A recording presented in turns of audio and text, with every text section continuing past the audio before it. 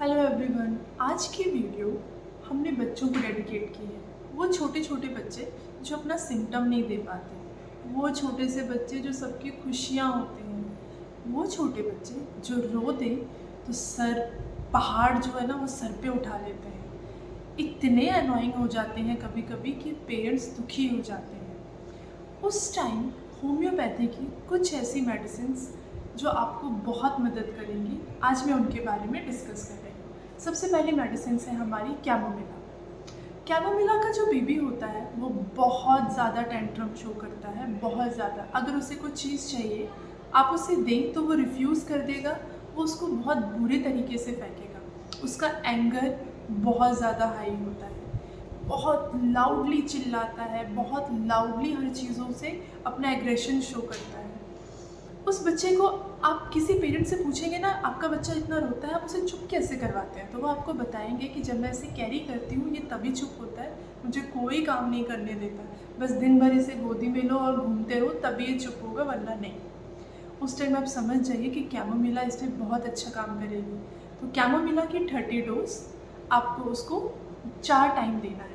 एक डोज देने के बाद आपको 4 घंटा वेट करना है कि उस पर क्या रिजल्ट आ रहा है। अगर वो शांत हो रहा है तो आपको सेकेंड डोज देने की ज़रूरत है ही नहीं, बट अगर आपको लग रहा है कि नहीं अभी भी है तो सेकेंड डोज आप दे सकते हैं।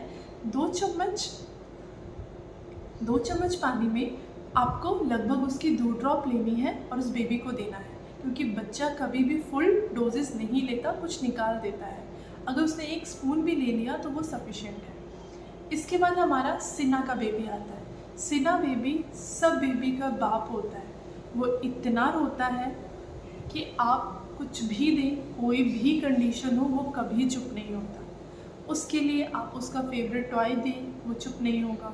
आप उसे कहीं बाहर ले जाएं, कैरी करें, वो जो चाहता है वो सब करे, बट वो चुप नहीं होगा। वो खुद थक हार के चुप होता है। इसके लिए सिन्हा ज़रूरी है। और अगर पेट में उसके कीड़े हैं और आप देखते हैं ना ज़्यादातर वो दांत पीस रहा होता है, तो भी ये सिन्हा बहुत अच्छी इंडिकेट करती है। तो सिन्हा की 30 डोज उसको बहुत आराम देगी। इसके अलावा हमारे पास आर्सेनिक एल्बम है।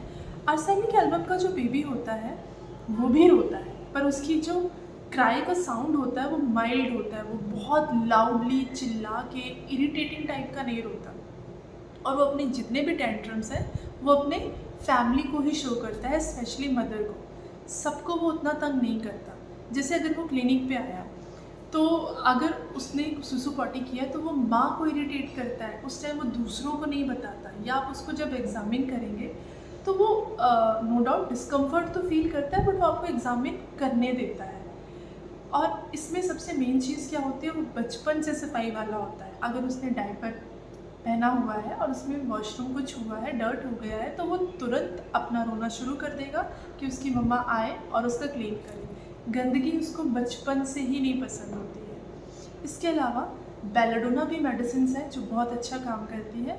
अगर आपको लग रहा है कि आपका बेबी बहुत हेल्दी है, हर चीज़ इंजॉय करता है, बट सडनली उसे कुछ हो जाता है और बहुत वॉयलेंटली रोता है, इतना रोता है कि उसका पूरा फेस रेड हो जाता है, तब हमारी बेलाडोना बहुत अच्छा काम करती है। इसके अलावा अगर आपके बच्चे को कोल्ड है और वो बहुत ही छोटा है, इवन 1 मंथ का, तो आप एक चीज़ का ध्यान रखिए। आपका मेडिसिन आती है हमारी कैम्फर का मदर टिंचर, जहाँ बेबी सो रहा है उस पिलो के नीचे आपको हल्का सा उसको स्प्रे कर देना है, और उसकी महक से ही उसको ज़्यादातर रिज़ल्ट आने लग जाते हैं। उसका कोल्ड आप देखेंगे बहुत जल्दी ठीक हो जाता है। एक चीज़ का ध्यान रखिए, बच्चा जब बॉटल फील करता है तो वो आपको अच्छे से स्टेलाइज करके रखना है, क्योंकि अगर आपने उसे नहीं किया तो वहाँ पे इन्फेक्शन क्रिएट होता है। वो उसके बक्कल कैविटी और स्टमक दोनों को बहुत अफेक्ट करता है, क्योंकि बच्चा है वो चल नहीं सकता। अगर वो मूवमेंट होगी उसके स्टमक की अच्छी वाली तो उसको गैस्ट्रिक इशू नहीं होती, बट बच्चा सिर्फ बॉटल फील्ड या मदर फील्ड पे रहता है, सिर्फ दूध पे रहता है, तो ज़्यादातर उन बच्चों में हमें देखने को मिलता है कि उन्हें गैस्ट्रिक इशू है। उस टाइम आप टेंशन बिल्कुल मत लीजिए। ये 3 मेडिसिन तो आप अपने घर में ज़रूर रखिएगा, सिन्हा, कैमोमिला और आर्स। इसके अलावा भी बहुत मेडिसिन आती हैं, बट ये वो मेडिसिन हैं जो आपको इतनी फ्रिक्वेंटली रिज़ल्ट शो करेंगी जितना कोई मेडिसिन नहीं करती। एक चीज़ का और ध्यान रखिए, जो बेबी है, आप आजकल जो पेरेंट्स हैं, हमें बहुत होता है कि हमारा बच्चा कुछ भी हो एक्स्ट्रा खाए, एक्स्ट्रा खाए। एक्स्ट्रा आप उसको दे तो रहे हैं, बट वो इनटेक उसके शरीर में नहीं निकलेगा, वो उसको वॉमिट आउट कर देगा। तो कभी भी बच्चे को फोर्सफुली मत दीजिए, क्योंकि उसका स्टमक ऑलरेडी बहुत छोटा है। वो हार्डली, अगर अगर वो 1 मंथ का है तो वो 2 स्पून अगर दूध पी ले रहा है तो उससे उसका टमी सेटिस्फाई अच्छे से भर जाता है। आप एक्सेसली उसको पिलाएंगे ना, वो बाहर निकाल देगा। याद रखिए, बच्चे को आइडिया नहीं है अपने स्टमक का, आपको है। तो आप उसको धीरे धीरे धीरे उसकी क्वांटिटी बढ़ाइए, अचानक उसको 30 ml 60 ml इतना मत कीजिएगा। दूसरा, क्योंकि जो बच्चे हैं जिसको अगर पेट में कीड़े का इशू होता है, उसका जो रेक्टल एरिया है उसको आप जो हमारे वाइप्स आते हैं उनसे बिल्कुल वॉश मत कीजिए, क्योंकि उसमें थोड़ा सा इरिटेट कंटेंट होता है। हो सके तो हल्का सा गुनगुना वाटर उसमें आपको कॉटन से वाइप करना है, क्योंकि ये चीज़ें वो बोल नहीं पाता और आप बाद में समझते हैं कि शायद जो डाइपर का हमने मैक्सिमम यूज़ किया है उसकी वजह से उसकी स्किन वहाँ से रेडिश हो गई है। दूसरी चीज़ ये कि कोई भी बच्चा एक टाइम पे परफेक्टली सोता है, दूसरे टाइम पे नहीं। तो आप उस टाइम प्लीज़ टेंशन ना लें। एक ऐसा टाइम शेड्यूल बांध के रखें कि बच्चा रात में आपको भी सोने दे और वो भी अच्छे से सोए, क्योंकि ये एक ऐसा टाइम है जो एक लंबा टाइम होता है। अगर बच्चा अच्छे से सोएगा तो वो सुबह उतना इरिटेट नहीं होगा और ना आप।